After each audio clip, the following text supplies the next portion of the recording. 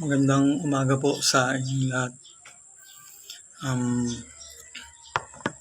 Bago ko po ginawa ang video na to, pinag-isipan ko muna pero alam ko na ito naman ay para rin sa ikakabuti ng lahat.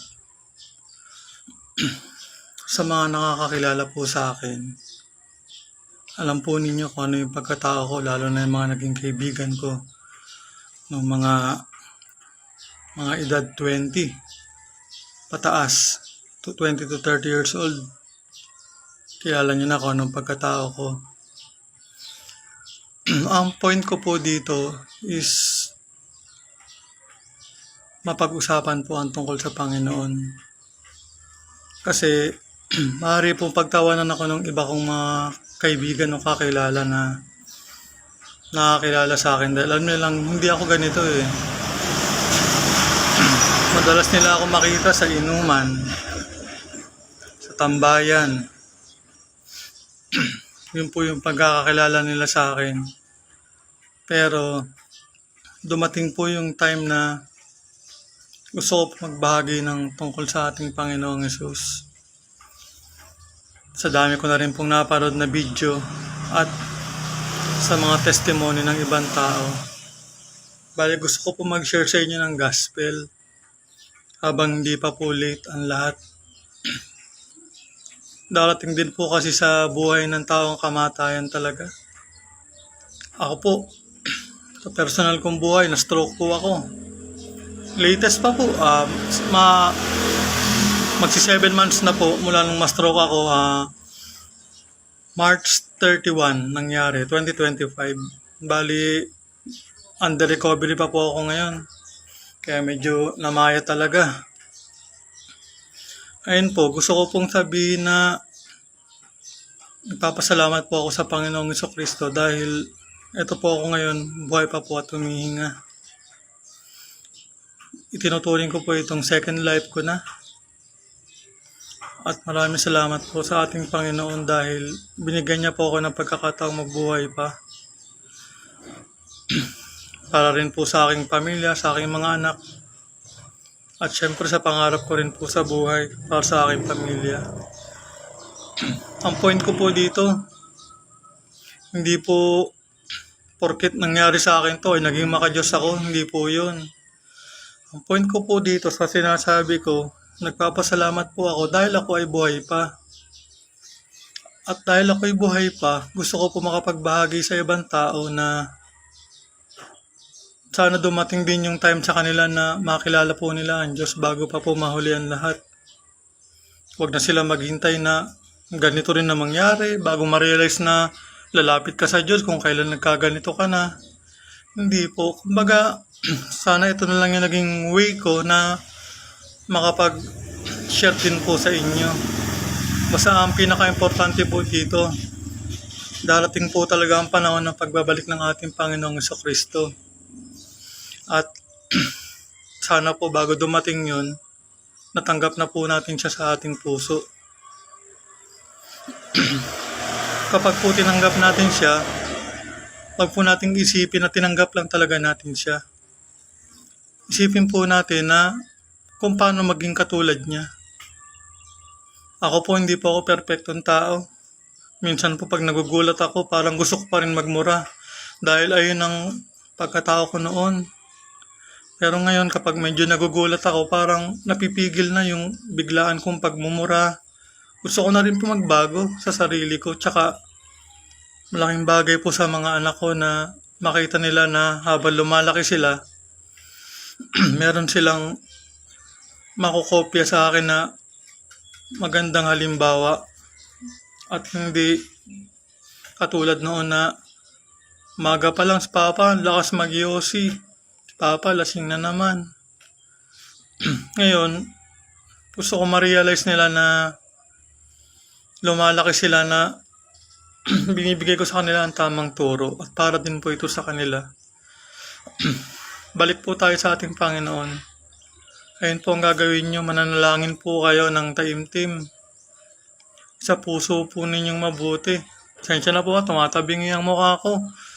Dahil nga po sa pagkakastroke ko, ang kamay ko, ito yung right, ito yung left.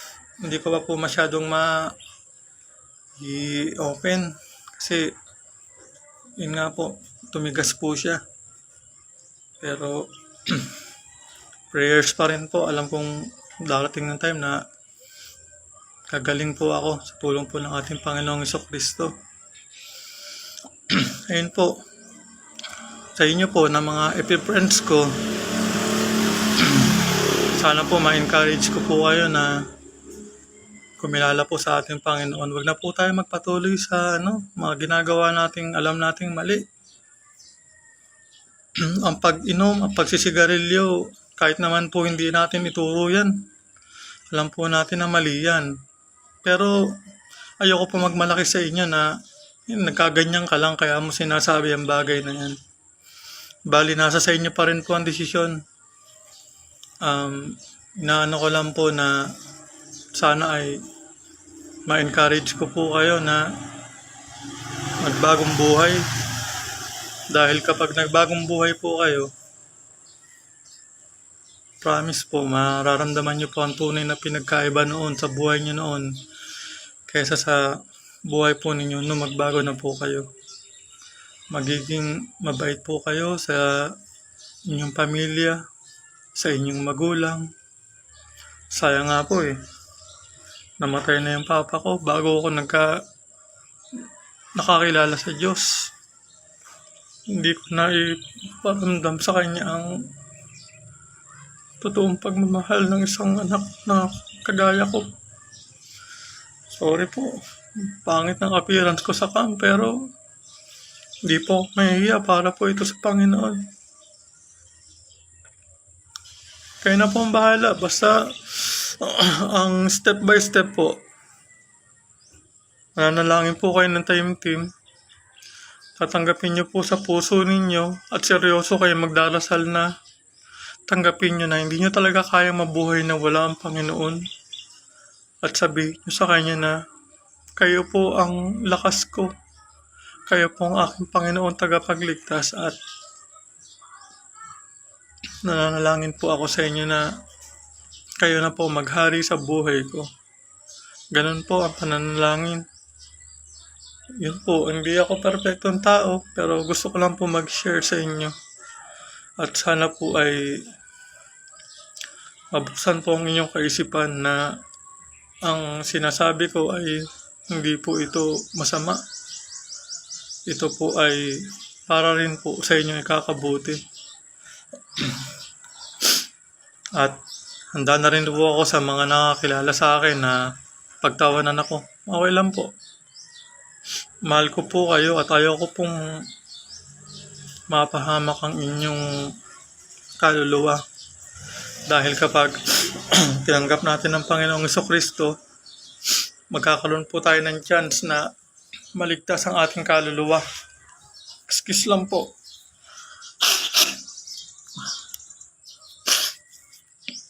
Kakaroon po ng chance na maligtas ang ating kaluluwa. Kasi kahit gano'n na po tayo kayaman sa mundo, di po natin madadala yun sa kaharian ng Diyos. Di po natin madadala yun sa langit. Isipin nyo po kung kayo po ay nalulunod na sa inyong kayamanan, dalawa na po ang halos inyong sinasamba. Ang inyo pong kayamanan at ang Panginoon. Napakasiloso po ng ating Panginoong Jesucristo. Ang gusto po niya ay siya lamang po ang inyong sasambahin. At kahit mapera na po kayo o umasenso na po kayo sa buhay, huwag po kayo makakalimot sa Kanya. At ang pinaka-aral po sa sinishare ko ay kung paano maging halimbawa na maging katulad ni Jesucristo. Maging mabait sa kapwa, mapagkumbaba. Lahat po ng katangian niya, hindi po natin kailangang ma-perfect yun. Pero kung may gagawa natin perfecto na isabuhay natin sa araw-araw, malaking bagay po yun. Yun lamang po at mag-ingat po kayo palagi. Ang turo po sa aming simbahan at malimit ko ring mapanood sa social media, nalalapit na po ang pagbabalik ng ating Panginoong Jesucristo. Ayun po yung tinatawag natin na second coming. So, bago po sana mangyari yon, nakatanggap na po tayo ng ating panalangin na yun po yung sinishare ko po na tanggapin po natin ang Panginoong Jesucristo sa ating buhay, sa ating puso nang sa gayon po magkaroon po tayo ng chance na mapabilang sa libro ng buhay na makapiling natin ang Panginoon Diyos kaysa mapunta tayo sa dagat-dagatang apoy na sinasabi nila. Ayun lamang po. Ingat po kayo palagi at God bless po.